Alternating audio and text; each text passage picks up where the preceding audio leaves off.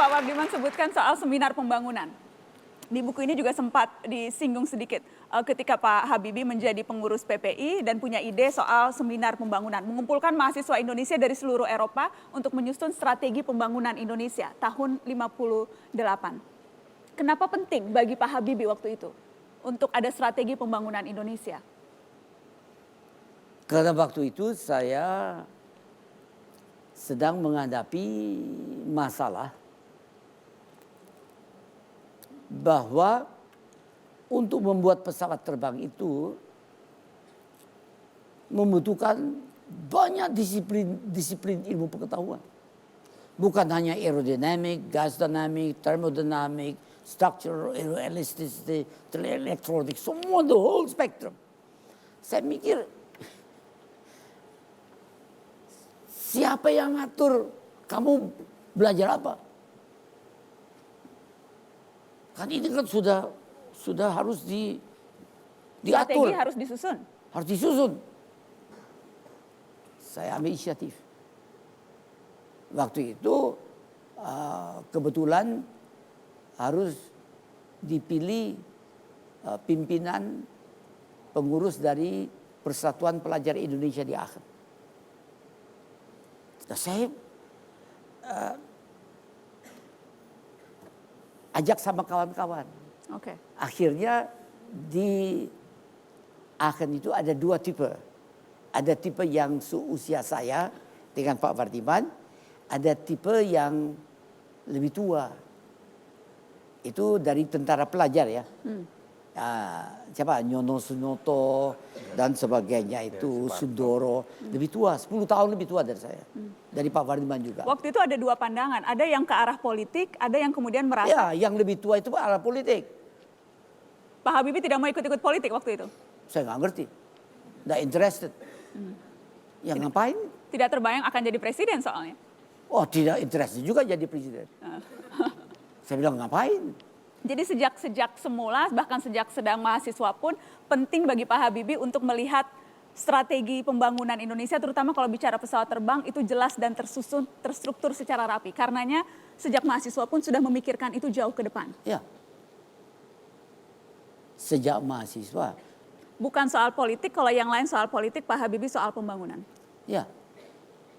Karena ya politik saya bilang saya tidak menaruh perhatian. Nah, karena politik ya saya tidak tertarik. Dan kenapa saya ikut ngomong-ngomong? Ya saya tertarik adalah bagaimana saya membuat pesawat terbang itu yang bisa membawa manusia Indonesia di bumi Indonesia dari tiap titik ke titik yang dia kehendaki. Secara aman, secara murah, dan semuanya kita buat sendiri. Nah, itu cita-citanya. Bukan kapal terbang, memiliki kapal terbang. Memiliki kemampuan untuk merekayasa dan membangun pesawat terbang itu sendiri. Hadir juga di studio Mata Najwa teman Pak Habibie ketika kuliah di Jerman, Ibu Lela Rahmatio. Bu Lela, gambarkan ke kami Pak Habibie waktu mahasiswa. Seserius ini sekarang atau dulu masih ada senang-senangnya? Sebagai saintis lengkap.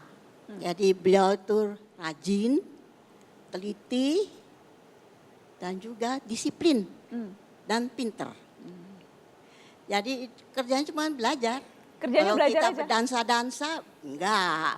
Nggak ikut dansa-dansa Pak Oh Habibie? enggak pernah. Gitu. Nggak bisa Nggak mungkin mau ya Pak? dia. Hah? Bukan, bisa. enggak mau. Nggak bisa? Beliau maunya cuma belajar aja. Jadi kalau beberapa dari kita tidak ikut kuliah karena ketiduran kan, semalam berdansa terus, tanya sama beliau, apa sih kuliahnya? Tadi catat dari Pak Habibie. Jadi selalu dari Pak Habibie? Selalu dari Pak Habibie, karena beliau yang paling rajin. Tepat selalu ikuti kuliah. Jadi boleh katakan nggak pernah bolos deh. Nggak pernah bolos? Iya. Tapi saya baca di buku yang ditulis Mbak Gina, senang nonton ke bioskop juga terkadang? Ya itu iya, itu hobi dia. Hanya kadang-kadang nggak boleh masuk. Pak Habibie nggak boleh masuk? Nggak boleh karena kecil. Oh disangka masih belum cukup Iya, umur? Jadi dia nggak bawa kartu pelajar, jadi disuruh nonton matine. Martini tahu yang buat anak-anak itu. Iya. Kalau yang lain teman-teman mahasiswa nonton yang sudah dewasa Iya, gitu ya? kita ketawa semua ya. Lu Martini aja. Masuk. Karena pada fisiknya yang kecil begitu. Kita kasih tepuk Iya. tangan untuk Bu Lela.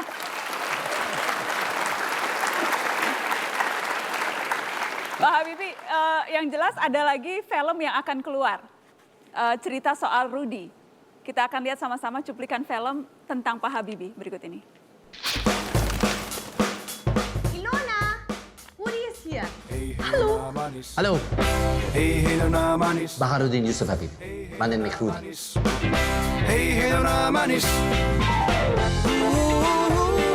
Jaminannya apa?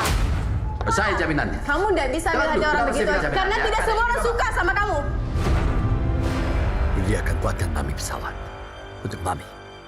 Ya. Untuk Indonesia. Saya tidak ingin ada kompromi apapun. Kalau kalian semua akan dicabut. Saja, tolong protect.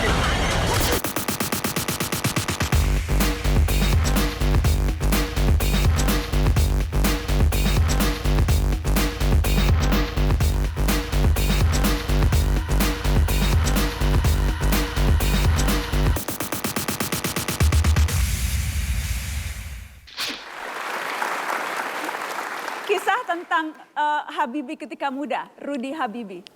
Di situ ada tokoh Ilona. Itu tokoh asli kan Pak Habibie? Hah? Asli kan? Ada As- betul-betul Ilona dalam hidup Pak Habibie? Memang ada orangnya. Ya asli bukan Poppy loh. Tapi ya begini, Itu cinta pertama Pak Habibie, Ilona? oh, bukan cinta pertama.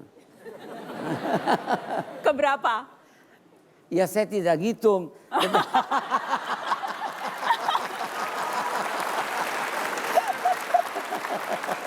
Saking, apakah karena terlalu banyak jadi tidak bisa terhitung lagi? Bukan.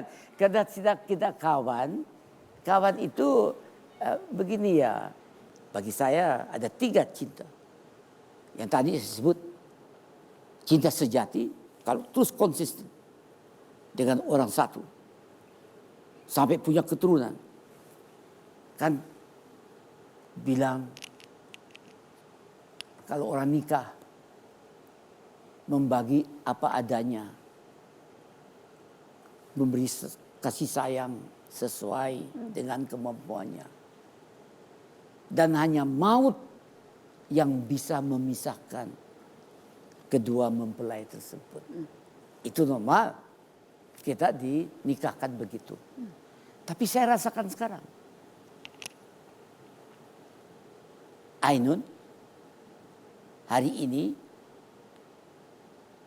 6 tahun